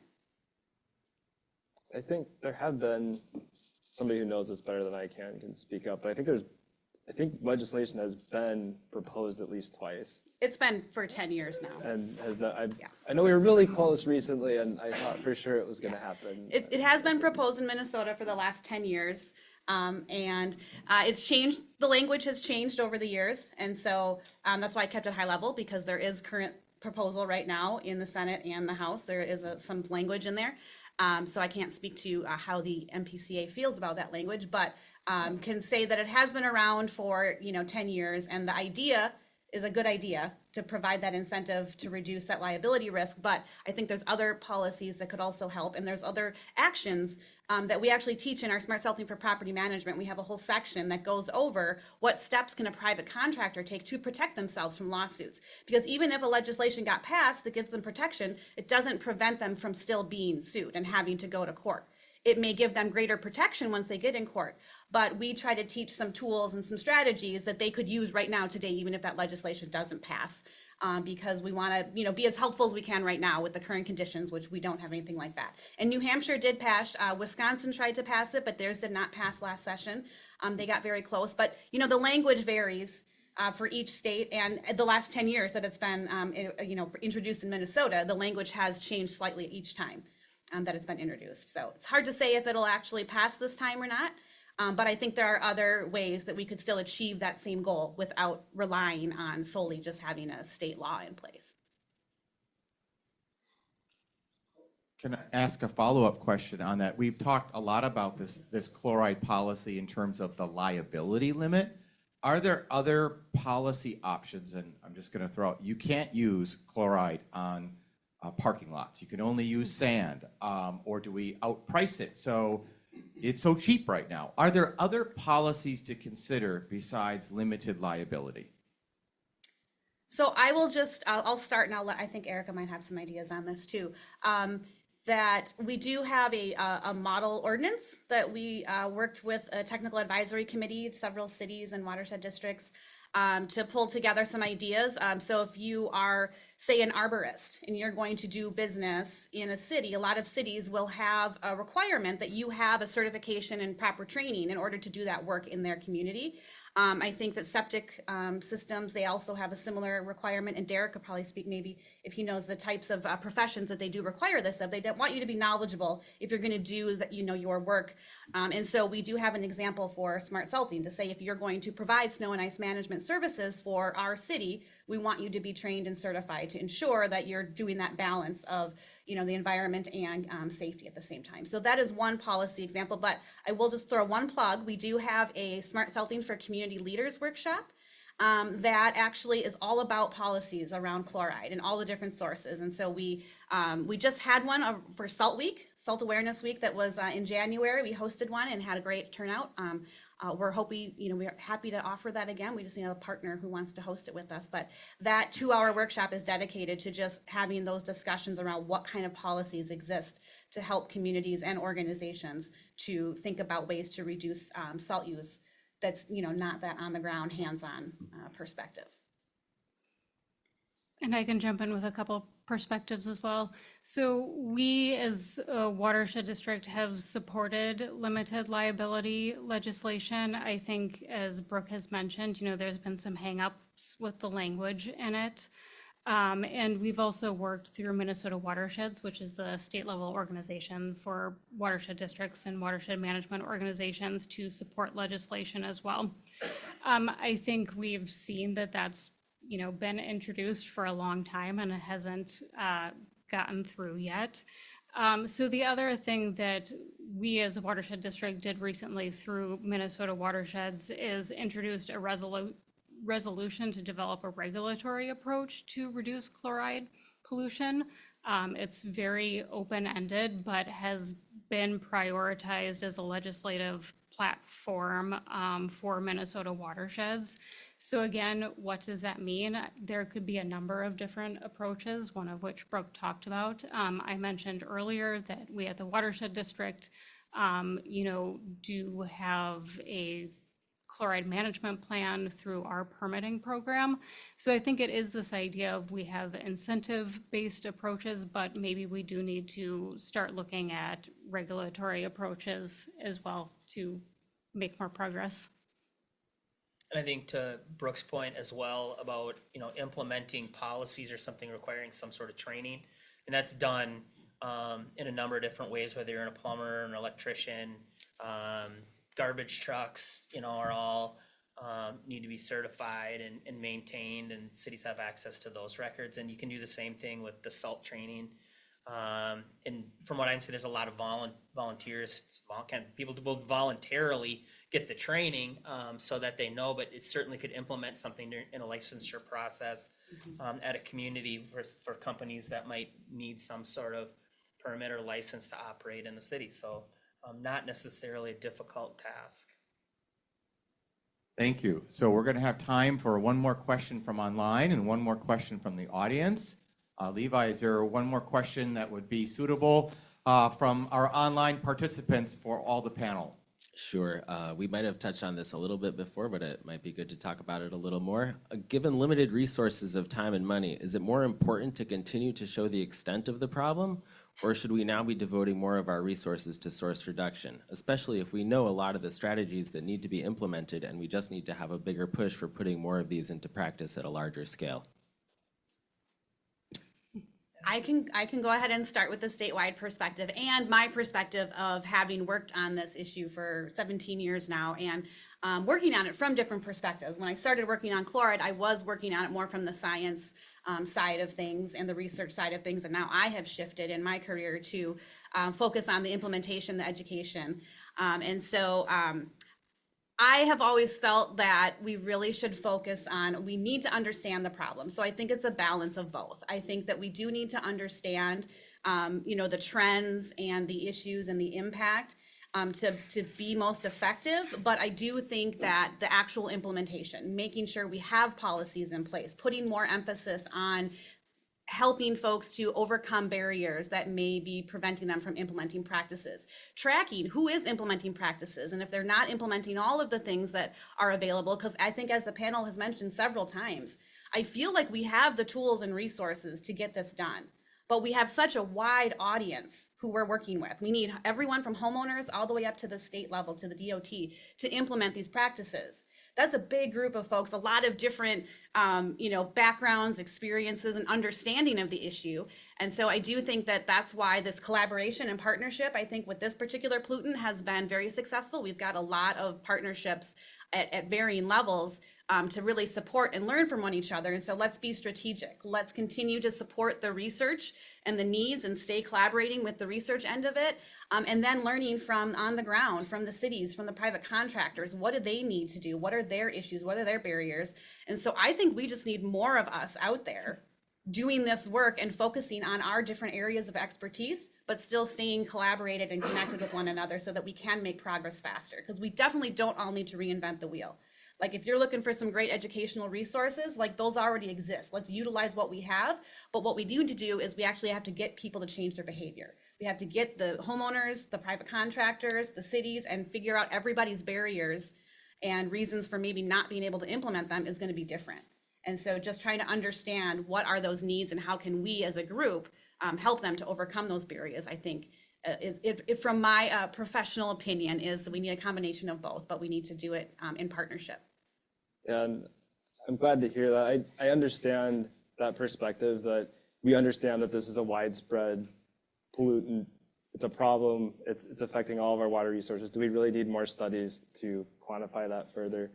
But I think, so my opinion is biased. I feel like we still need some of this work because we kind of need to figure out where we're at times periodically to figure out, how are we doing? What do the trends look? I was just showing stuff in aggregate, but every site is different, and some of them are leveling off, and some of them actually are, increasing at rapid rates, et cetera. So I think there's still some information to be gleaned from the scientific studies, and even things like, something I'd forgotten to mention is when we have a big data set like that, and we can see these summer concentrations, for example, runoff are really low. That's something you get from analyzing 20 years of stormwater data. But that also tells you that your opportunity to manage that runoff chloride is pretty much limited to the most difficult season for doing that, the winter and spring. But that's information that you can kind of get from some of these studies. So I think there's still value in doing studies, but I think if you really want to bend the needle on this, it is more on the source reduction and implementation side.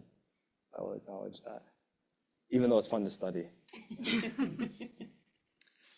Yeah, chloride is a little bit of a different problem than I think we've been battling for the last 20 years or so. You know, with say phosphorus, for example, we can do a stream restoration and eliminate phosphorus, and we can dredge a pond and eliminate phosphorus, and we can blow our grass clippings back into the yard and we can eliminate phosphorus. But chloride is going to be a problem and seems to be a problem that's going to take many different talents from different groups of people. It is going to take people good at acquiring funding so that there can be research. There needs to be scientists willing to analyze it. There needs to be policymakers willing to take the information and develop guidance going forward. And there's going to need to be people who implement that guidance one way or another, whether it eventually is getting the chloride out of a water body or whether it continues to be more source reduction. And so from that standpoint, I think chloride is a little bit of a different enemy that we've seen in the past. And so for people watching online or here in this room, it's kind of all hands on deck a little bit and everybody has something to offer. And I think AI can't solve this problem. I wish it could, right? But it's gonna be a collective effort.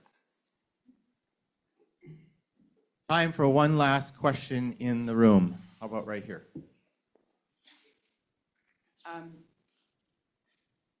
As some of the people up here know, I have been an advocate as an individual and a volunteer on behalf of chloride reduction. And I would tell you that, you know, just having a really good flyer and carrying it with you wherever you go and handing it out can make a big difference and really can change what people think, because they think that now we've normalized oversalting. And so people think that it needs to crunch under your feet to be enough. So, you know, I would encourage you, you know, to become personal advocates everywhere you go for reduction. The question I have about the presentation that you made is, you talked about increasing chloride concentration in the Mississippi River, increasing concentration or highest concentration in the spring, and that's when we have flooding. So are we seeing that our floodplain forests are becoming saltier, that the land is becoming saltier because of that high concentration in the spring? And some of the flooding is lasting so much longer than it used to because we are funneling so much more water down the river because we have all this impervious surface. Yeah, that's a good question. I think, fortunately, there is a little bit of a disconnect, I think, in time between when the high concentrations are occurring. Those are at low flow periods. That's kind of that snow melt is before the flooding.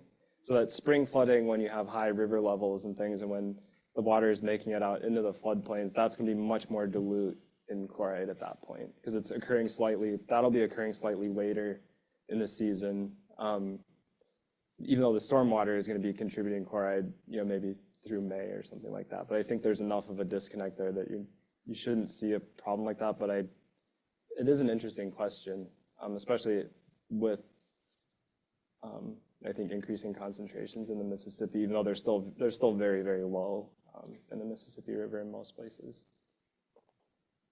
I'll look into it. Great. Well, I see our time starting to dwindle by here. For those of you who submitted questions online, we will save all those questions and forward this on to our speakers and our panelists. But let me wrap up our seminar by asking each of our panelists for some concluding remarks, your most significant take-home message, or thoughts about application of the research to your scale of work that you do. So let's start with Derek down at the city level, and your takeaway points or application of the research.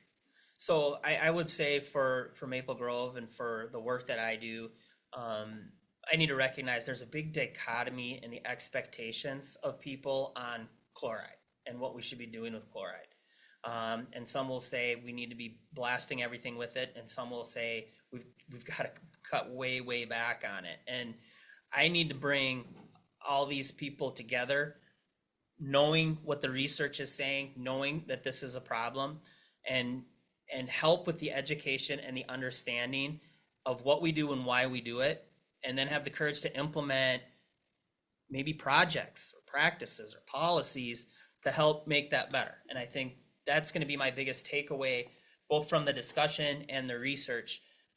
More research needs to be done. That's totally a takeaway for me. We need to continue to keep moving forward on this.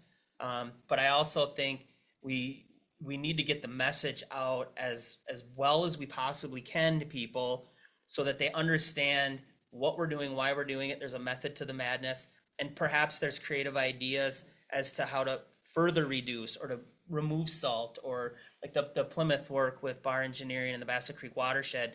At least somebody's looking at it, right? Somebody had the courage to go out there, take a look at it, spend some money on it, and see if there was a solution there. So feels like that's in our near future and maybe midterm future going forward. But I think that's positive development. Erica. Yeah, and I think, maybe what was shown is increasing trends in chloride, but I hope a takeaway is that a lot of good work is being done. And I think, one of the messages that's coming out is this work should be done in partnership, and there's a lot of good people working on this and a lot of good resources. So I don't think any of us up here would say that this is a hopeless problem. We just need to work really hard on it and use all the tools in our toolkit.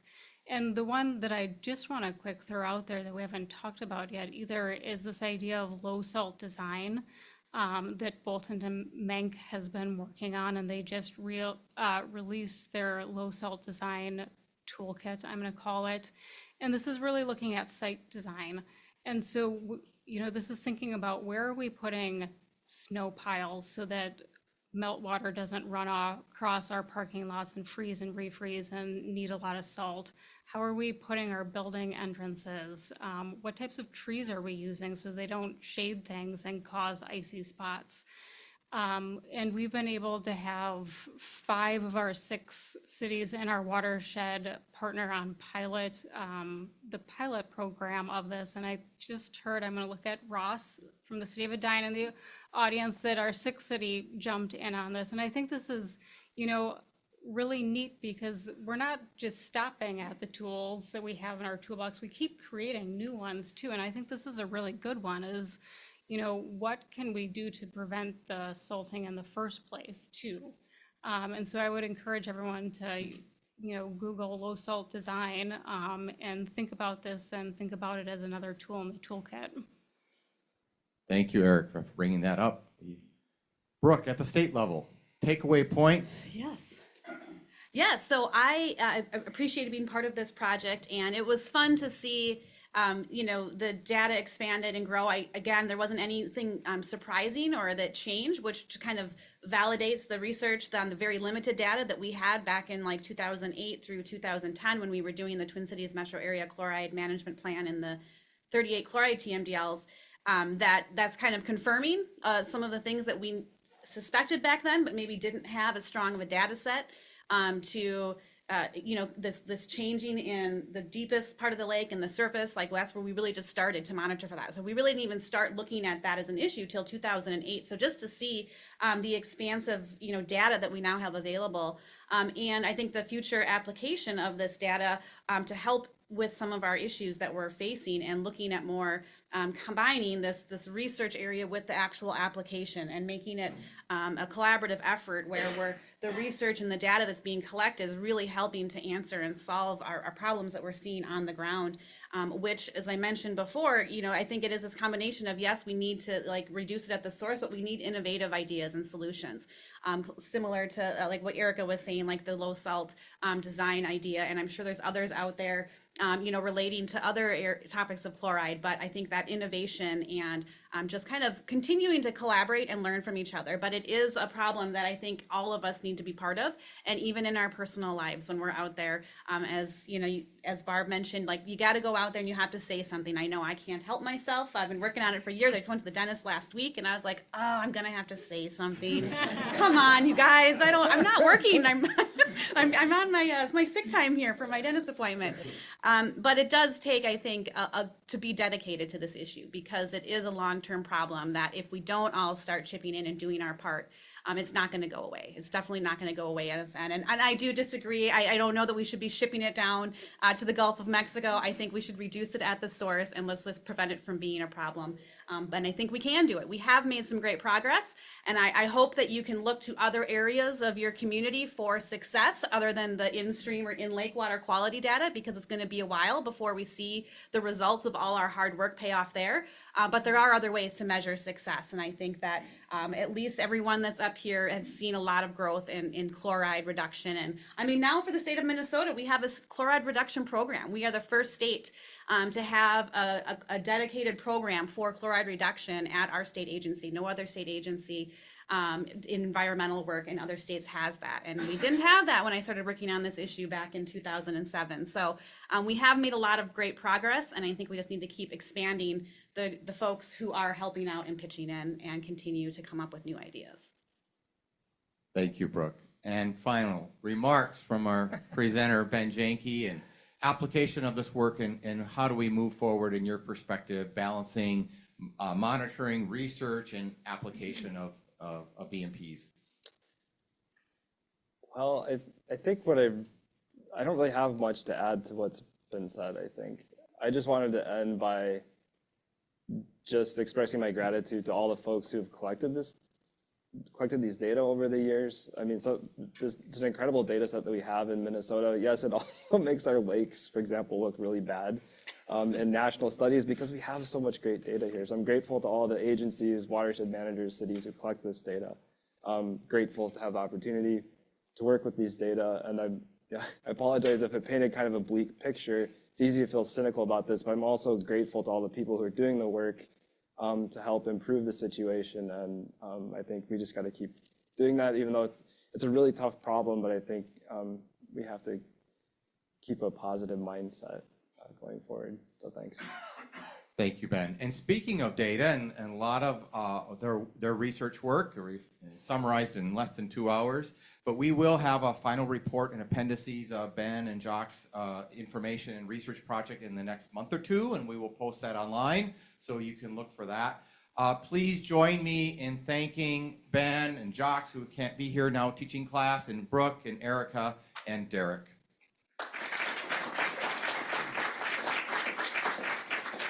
That will conclude this month's Minnesota Stormwater Research Seminar. Please join us in March and following months for another exciting seminar on some of our topics important to Minnesota and nationally. Thank you again for joining us. Have a great day.